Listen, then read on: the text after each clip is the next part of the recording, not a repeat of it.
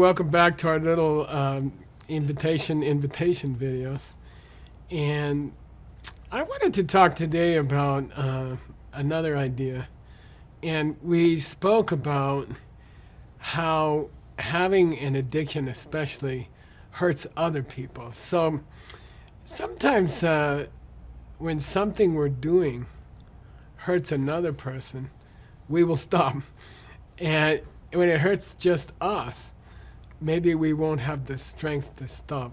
But I think all of us, every normal person, when we are aware that something we're doing is hurting another person, I think it gives us more strength to stop it. Okay, so the opposite is also true. Okay, and that's what I wanted to talk about in this little video. The opposite is also true. And what I mean by that is if we can admit that we have a bad habit or even an addiction.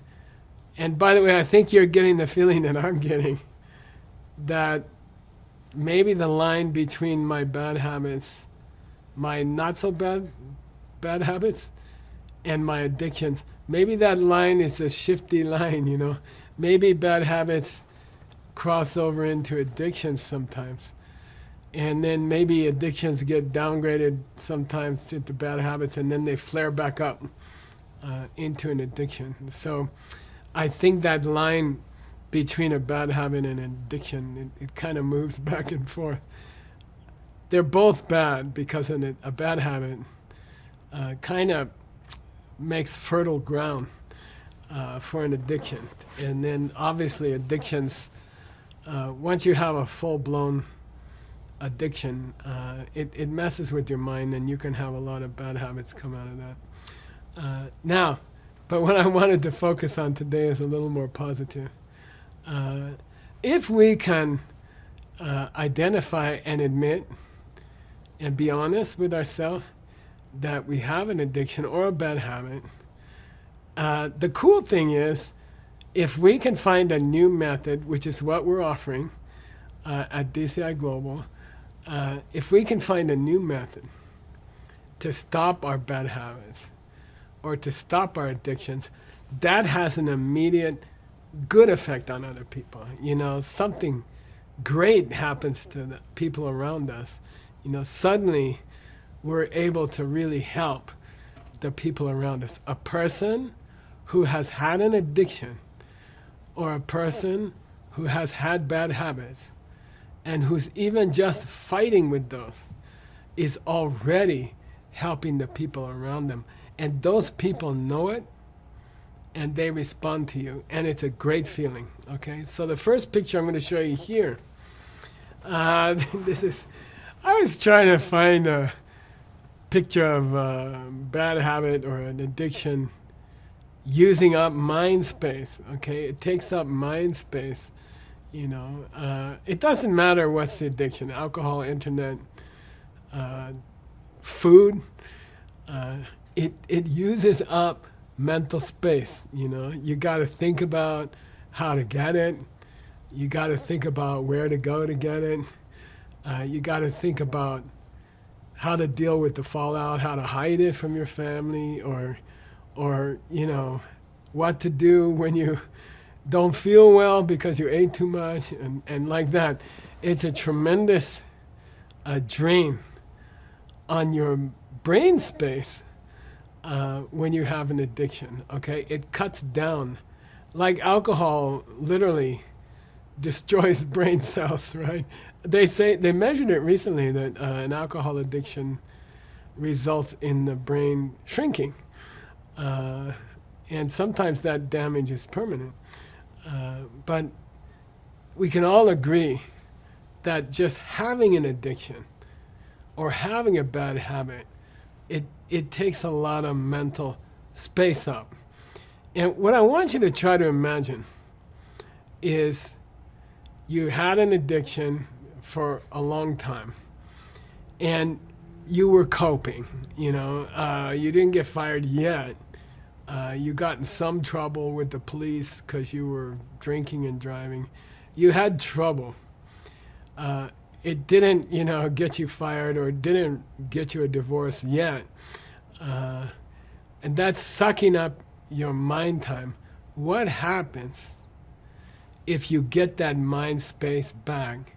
And by the way, addictions can go on for many years. They kind of, addictions and bad habits have a bad habit. Addictions and bad habits have a bad habit that they tend to perpetuate themselves, okay? And suddenly 5 years has gone by, or suddenly 10 years has gone by, and this addiction has been stealing mind space, or this bad habit of, too much clutter on your desk, has been stealing mind space for years. And these addictions and these bad habits tend to go on for years and years. And I've lived a long life. I have seen how addictions can steal your time and steal your life for a long, long time. And so what I wanted you to consider right now, and I'll show you in the next picture here, and it's a personal experience. My friends, my colleagues call me Grandpa, because supposedly I'm the older statesman. I have more wisdom now, supposed to be, sometimes not. But I'll say this, it's my experience that if you fight with your bad habits, and if someone can offer you a really effective, powerful, happy method to fight with your addictions and your bad habits, and you get that mind space back, suddenly you go into this creative mode. And I'll tell you, it's very similar to, I've worked for many years in large corporations. We built the largest diamond jewelry company in the world. It was bought by Warren Buffett. So I have worked in huge companies, and I've seen people, I've watched people for many, many years. And if they can stop an addiction, and if they can get their mind space back, they are like a woman who's just got pregnant, okay? And I know it's a weird example, but many years in corporate life in New York, I would come up to a woman who was working for me, and I'd say, "You're pregnant." And she'd say, "No, I'm not." And I'd say, "No, you're pregnant, I can tell." And it was funny. I'd had some funny conversations with my colleagues. I'd say, "You're pregnant." And she'd say, "No, I'm not." And I'd say, "You are, I can see it. You're glowing, and your creativity just stepped up. Your hormones are on a new track, I can tell." And I have these funny, they would come to me sheepishly, a little, embarrassed. Like 2 weeks later, they'd come back to me and say, "You were right. I don't know." They call me Mr. Roach, right? "Mr. Roach, I don't know how you knew, but yeah, I am pregnant. I just found out." And I'd say, "I can tell, because your level of creativity, something's happening to your hormones. You just went to another level, And it happens when you get rid of your bad habits, and when you clean up your addictions. You get mind space back. And you're just like those ladies with the raging hormones from having it, getting pregnant. And even the husband's hormones change also.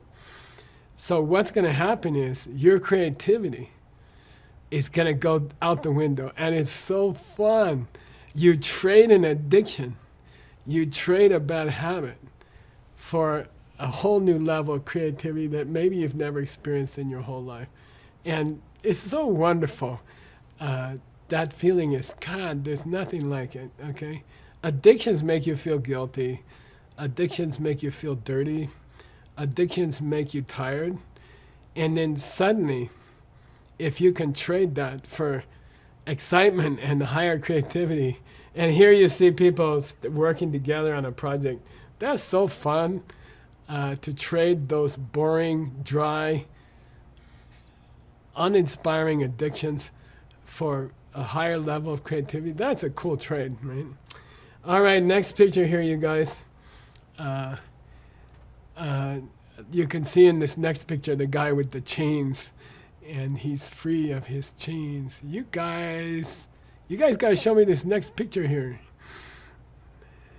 No? Okay. There you go.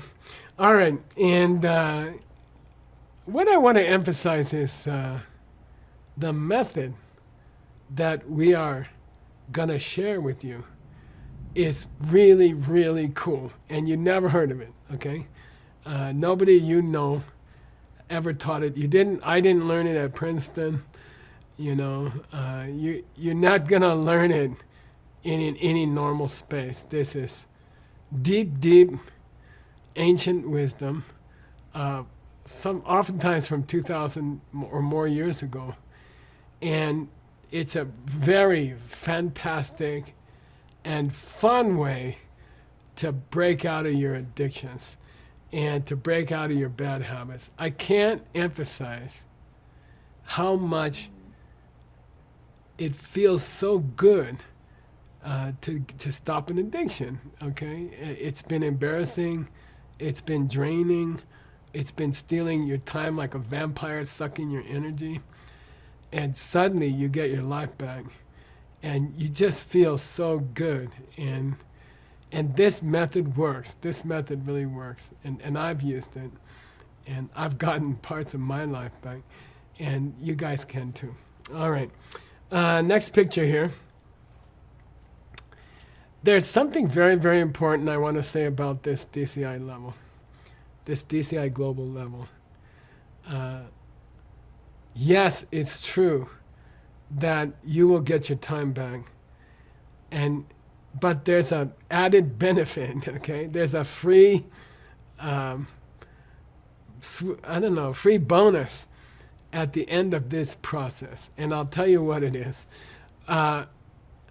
You think people don't know your addictions. You think other people don't know your bad habits. In many cases, they do, okay? Sometimes they know before you know, okay? And they've been watching you struggle with this addiction. People are polite. In my society, I don't know about yours, it's not polite to talk to people about their addictions. But people know, people see signs. When you have an addiction, trying to get the thing you're addicted to takes effort, and those efforts are seen by other people, okay? Now, you became what we can say a negative example for other people. And I don't know, they go home and they say, I'm so glad I don't have that addiction that Michael has. You know, poor guy. And now, when you use this new method and you overcome your addiction or you overcome your bad habit, what's going to happen to all those people who've been watching you have an addiction? They're going to go home and say something different. They're going to say, wow, Michael used to have that addiction, and it was kind of sad, you know.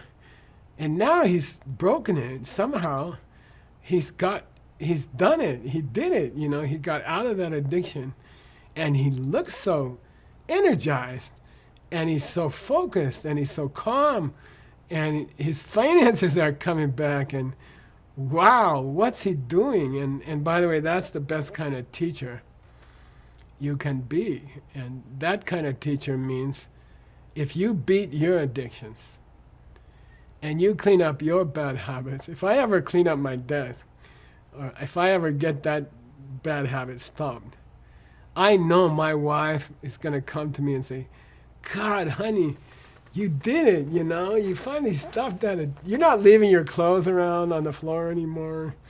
You kind of clean the sink after you shave. And your work desk is neat and clean and you can find things. What happened, honey? What have you been doing, you know? And then you can be proud. You can say, honey bunny, I know this ancient method. I learned this ancient method. of how to stop my old addictions and my bad habits.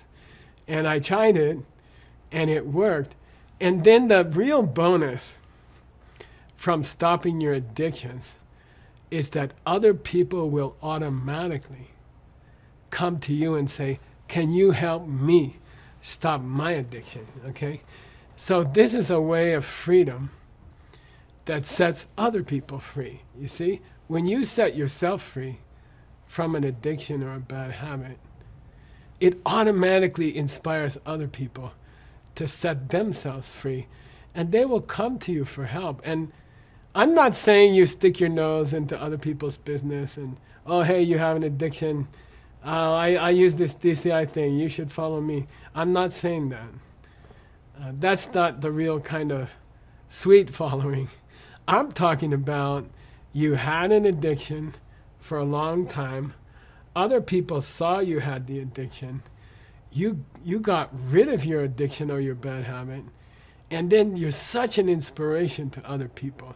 There's nobody more sweet than a person who has overcome an addiction. I know alcoholics who suffered for many years, and then they beat it.